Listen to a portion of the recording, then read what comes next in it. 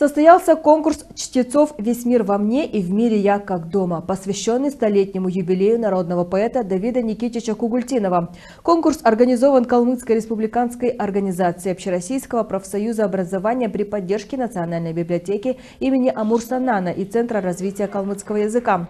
В зале нацбиблиотеки собрались педагоги со всей республики. Победители районных конкурсов в двух номинациях «Стихи на калмыцком» и русском языках приняли участие 25 представителей учебных заведений.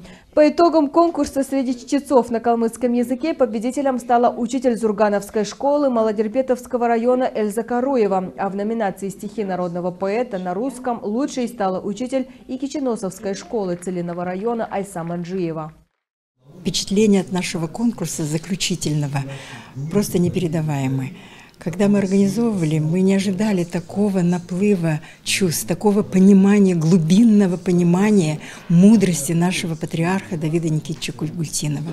И, конечно, главный результат, если это можно так назвать, это то, что действительно это великое мудрое слово нашего учителя мы доносим для большой-большой аудитории, а самое главное, учитель понесет это слово и дальше на своих уроках в школе. Дети должны знать о мудрости своей, дети должны знать свои духовные источники, главным которым, пожалуй, на мой взгляд, является наш мудрый Давид Никитич Кугультинов.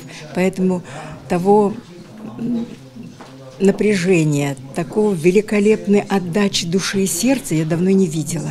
Все фестивали, которые провели в каждом районе, и сегодня заключительно, просто люди отдавали всех столько чувств, столько эмоций, столько правды, столько искренности, что это поможет нашим учителям и всем нам, чему учить детей.